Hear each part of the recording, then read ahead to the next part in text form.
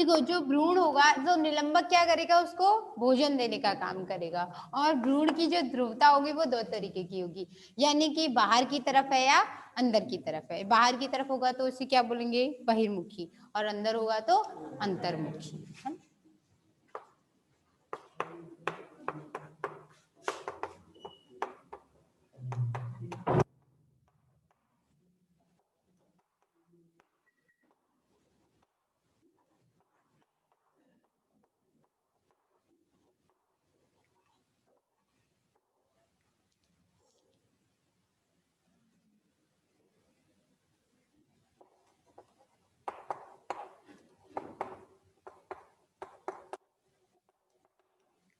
अंतर्मुखी और बहिर्मुखी प्रकार के होंगे। जो बहिर्मुखी होंगे ना, उसमें क्या होगा, स्त्री बाहर की तरफ, अच्छा ये र गलत चढ़ गया है, सॉरी।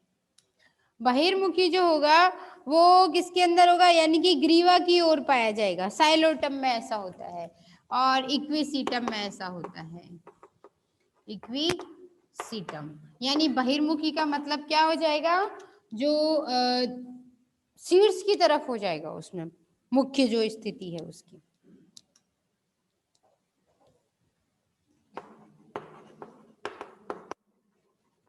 शीर्ष ध्रुव बाहर की ओर,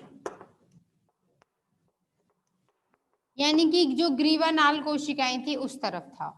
और अंतर्मुखी का मतलब है कि जहां अंडदा थी उस तरफ शीर्ष भाग होगा, ठीक है। और उसका जो एग्जाम्पल होता है वो है सिलेजिनेला।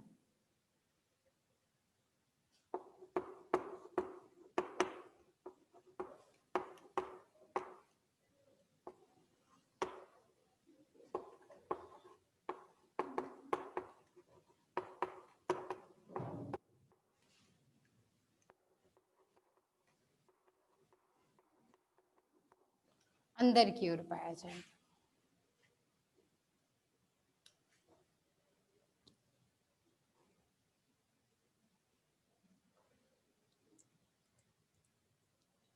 फिर उसके बाद आगे पढ़ेंगे कि पार्श्व ध्रुवता भी कभी कभी कुछ पौधों में देखने को मिलती है, यानी कि वो जैसे ये अंडदा है, ये स्थिति है, ठीक है। तो ये क्या हो गई, नेक कैनाल सेल, है ना। यहाँ बस 2 या 4 ही कोशिकाएं, 2-3 कोशिकाएं होती हैं। ये फिर अंडधा हो गई, इसके अंदर क्या हुआ, अंड कोशिका बन गई, ठीक है। अब इस अंड कोशिका में क्या होगा, यहाँ से ऊपर से क्या हुआ, पुमणु आ गया। वो ऐसे पुमणु होते हैं, उसमें थोड़ा घूमे हुए, मतलब आप बोल सकते हो कि स्पाइरल कंडीशन में होते हैं। अब वो आया, यहाँ आने के बाद केंद्रक संलयित हो गया, बाकी भाग तो छोड़ ही दिया, ये सब गलने लग जाएगा। अब ये क्या होगा, ये अब क्या बन गया, निषिक्तांड बन गया ना। निषिक्तांड के बाद क्या होगा, एक कोशिका 2 में विभाजित हो जाएगी। 2 में विभाजित होने के बाद अगर ये वाला शीर्ष है, यानी ये प्ररोह बना रहा है और ये अंडधा की तरफ है, तब तो इसको क्या बोलेंगे, बहिर्मुखी। और अगर ऐसा हो, ये स्थिति थी, ठीक है, इसमें ये वाली कोशिका जो है वो शूट निर्माण के लिए, ये प्ररोह निर्माण के लिए अगर बनी है, तो ये क्या हो जाएगी, अंदर की तरफ था ना, तो वो अंतर्मुखी बोली जाएगी। आई बात समझ में। जैसे जैसे आप लोग पूरे प्लांट्स का पूरे टेरिटो, अब क्या होगा अगली यूनिट में ना एक एक का उदाहरण लेंगे। जैसे लाइकोपोडियम का अलग से उदाहरण है, सिलेजिनेला का पूरा जीवन चक्र अलग से है ना। तो जब ये पढ़ेंगे तो क्लियर होता चला जाएगा, ठीक है। आगे कुछ पौधे ऐसे भी होते हैं जिनमें क्या हो जाएगा, लेटरल साइड में, यानी कि ये स्थिति है, ये विभाजन ऐसे कर गया। अब बताओ, इधर या तो इधर प्ररोह बनेगा, इधर जड़ बनेगी, या फिर इधर प्ररोह बनेगा, इधर जड़ बनेगी। तो ये साइड में हो गया ना, तो पार्श्व का मतलब क्या होता है, बगल, साइड।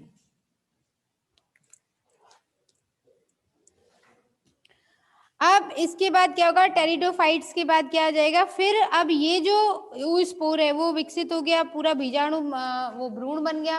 भ्रूण कैसा होगा, द्विगुणित होगा ना। और द्विगुणित होकर के फिर इसमें कई बार वो फिर बाद में इसके अंदर क्या होगा, हाँ, फिर विभाजन होगा। अब अर्धसूत्री विभाजन के तौर पे फिर मतलब पूरा बन गया। अब वो पूरा का पूरा क्या बनाएगा, नया थैलस बनाएगा। फिर वो बीजाणुद्विद अवस्था आ गई। फिर बीजाणुद्विद के बाद फिर आएगी बाद में क्या, युग्मकोत्थित अवस्था। समझ में आ गई बात। ठीक है, तो इसके आर्थिक महत्व वगैरह तो सब करवा ही दिया आप लोगों को। तो अब इसके बाद यानी कि कुल मिला के इसमें कुछ टॉपिक और हैं जो फर्स्ट यूनिट में है आपके। कोई डाउट है? नहीं है? ठीक है, तो फिर वैसे तो लिंग विभेदन प्रॉपर तरीके से पाया ही जाएगा, यानी कि उसमें नर धानी कौन सी है, मादा धानी कौन सी है, सब समझ में आता है। लेकिन कई बार अपयुग्मन की और अपबीजाणुता की स्थिति भी देखने को मिलती है। तो पहले हेडिंग डालिए अपयुग्मन।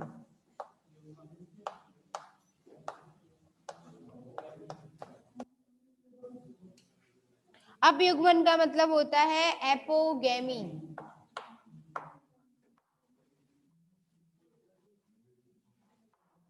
देखो, गैमी शब्द का मतलब ही होता है जुड़ना, ठीक है। जहां संरचनाएं एक दूसरे से जुड़ी होती है उसे क्या कहते हैं? एपोगेमी या अपयुग्मन। आगे पढ़ोगे एपोस्पोरी। तो पहले लिखिए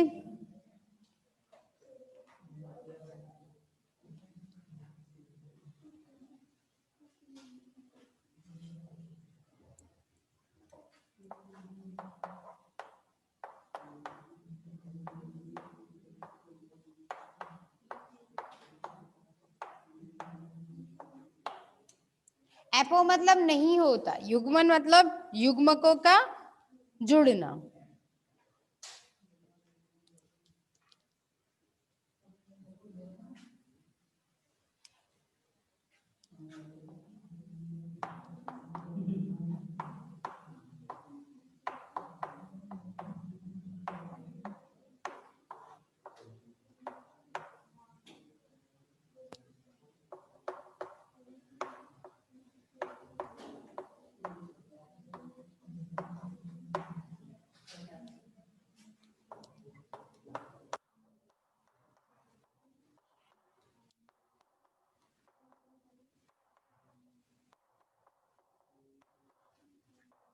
अगुणित कोशिकाओं से बीजाणुद्भिद का निर्माण होता है। और यहाँ गजब की बात यह है कि बीजाणुद्भिद भी कैसा होता है? अगुणित प्रकार का होता है। यानी बीजाणुद्भिद हमेशा 2n स्थिति वाला हो ये कोई जरूरी नहीं है। Exceptions are anywhere. बायोलॉजी में अपवाद बहुत मिलेंगे, है ना। यहाँ तक कि कोशिका का भी अपवाद मिलता है। हम कहते हैं कि जीवों की संरचनात्मक और क्रियात्मक इकाई क्या होती है? कोशिका। लेकिन वायरस तो उसका भी अपवाद है ना। जब तक सजीव के शरीर में रहेगा तब तक सजीव वाली स्थिति में, बाहर निकाल दो तो निर्जीव वाली स्थिति में है ना।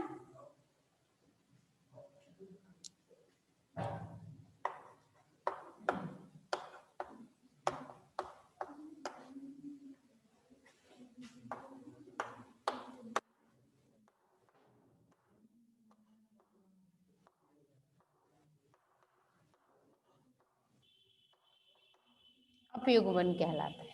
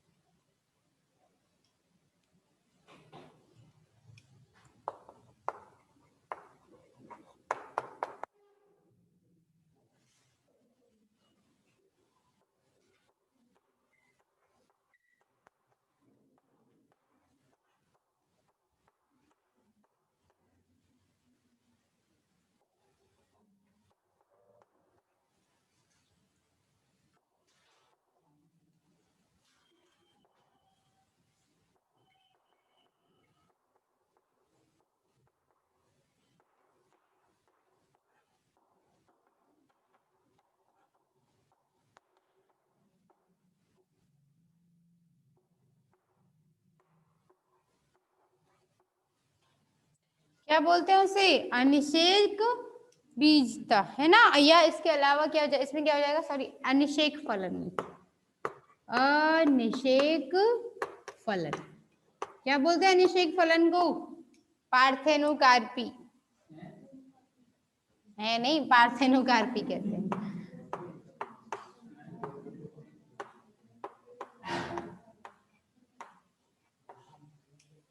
क्या बोलते हैं उसे?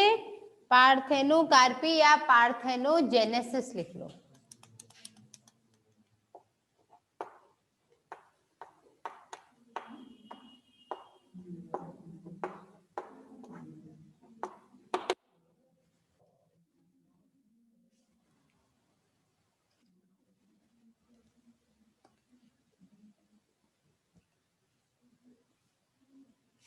ठीक है, और इसका एग्जाम्पल जो है ज्यादातर ऐसा मार्सिलिया वगैरह में होता है, पॉलीडेक्टाइला वगैरह में होता है।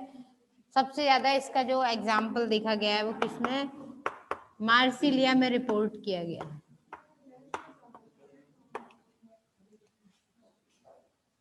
मार्सिलिया।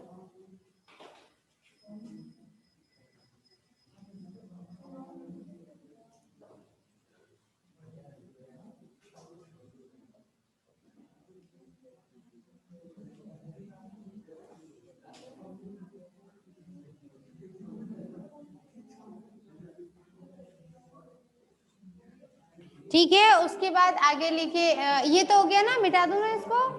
फिर आगे लिखिए अप युग्मन के बाद अगला एपोस्पोरी, यानी कि अपबीजाणुता।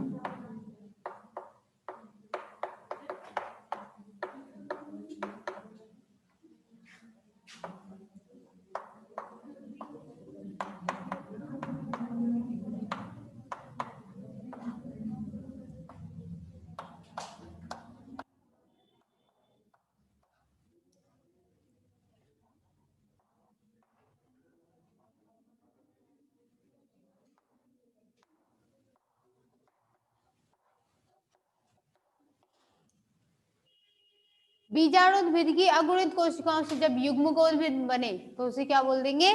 एपोस्पोरी या अपबीजाणुता।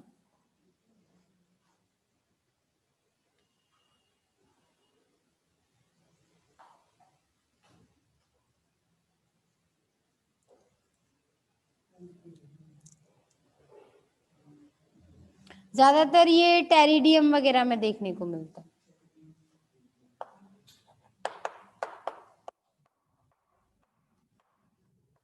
कभी कभी क्या होता है ना कि 2n कोशिका आई और दूसरी 2n कोशिका, दोनों के मिलने से क्या हो गया? 4n कोशिका बन गई। ठीक है, अब इन 4n वाली सेल्स जो है, इनसे कोई निषेचन वगैरह कुछ नहीं, सीधे ही आपने क्या किया, इनसे कभी कभी इनको अपबीजाणुता के लिए प्रेरित कर दिया, यानी सीधे नया पौधा बना दिया। ज्यादातर ये आर्टिफिशियल कंडीशंस में काम में आते हैं। ठीक है ना? या फिर क्या किया, अगुणित का मतलब क्या होता है? गुणसूत्रों की संख्या आधी हो, तो क्या किया उसने? अर्धसूत्री विभाजन को प्रेरित कर दिया।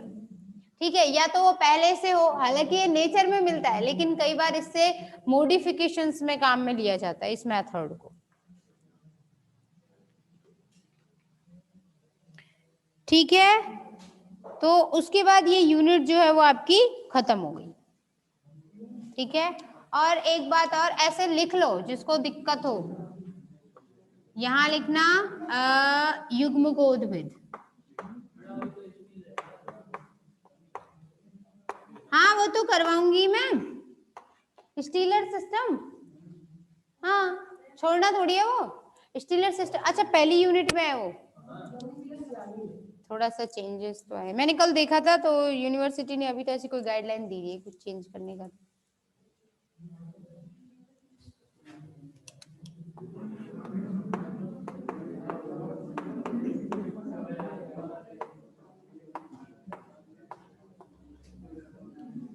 देखो जब युग्मकोद्भिद से क्या हो, बीजाणुद्भिद का निर्माण हो, एन कंडीशन में ये है, एन कंडीशन में ये है, तो इसको क्या बोलेंगे, एपोगेमी। और जब इससे इसका निर्माण हो तो इसको क्या बोल देंगे, एपोस। ये लिख लो, ये तुम्हें कहीं लिखा मिलेगा नहीं, लिखा हुआ है, अच्छी बात है।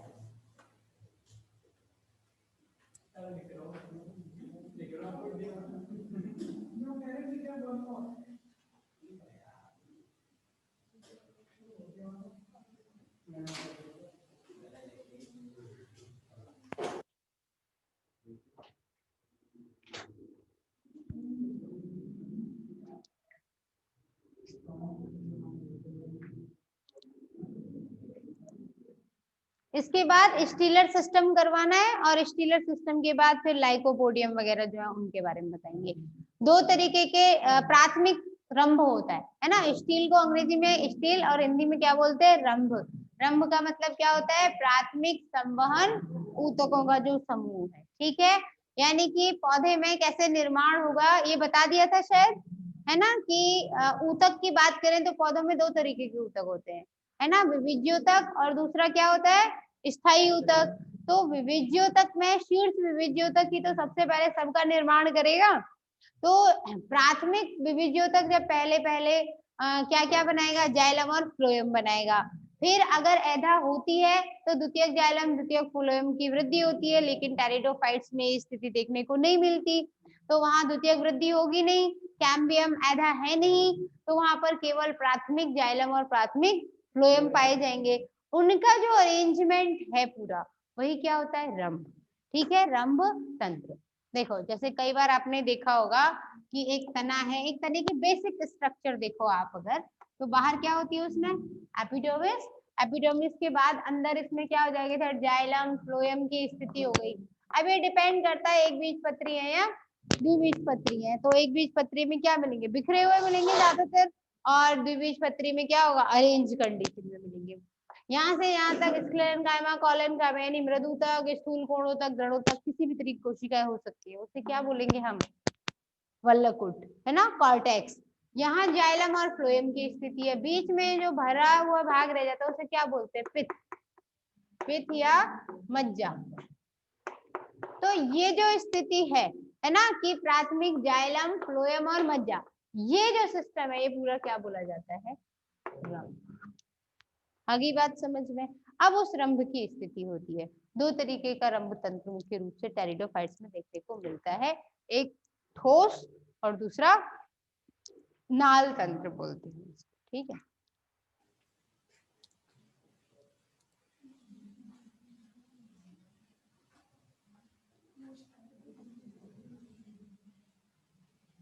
एपोगेमी किसमें मिलती है, यही क्वेश्चन पूछा जाता है, एपोगेमी और एपोस्पोरी, इन दोनों में से एक की डेफिनेशन तो पक्का पूछी जाती है, ठीक है। और ज्यादातर ये चीजें अल्टरनेट में पूछी जाती है, जैसे अगर पिछली साल एपोगेमी पूछा गया होगा ना, तो इस साल शायद एपोस्पोरी पूछ लेंगे, ठीक है, इस तरीके से। या कई बार एपोगेमी और एपोस्पोरी दोनों में अंतर पूछ लिया जाए, ठीक है, ये, या फिर एग्जाम्पल, ठीक है। तो याद रखना जहां एपोगेमी लिखा है वहां क्या है, मार्सिलिया, ठीक है, एक याद रख लेना, दूसरा याद हो जाएगा, ठीक है। ये बॉक्स जो बनवाया भी वो अच्छे से याद रख लेना, ठीक है। तो आपका जो अगला सिस्टम है स्टीलर सिस्टम, ठीक है ना, वो हम बाद में स्टार्ट करेंगे नेक्स्ट क्लास, ठीक है ना, क्योंकि अभी वो काफी लंबा पड़ जाएगा, बड़ा टॉपिक।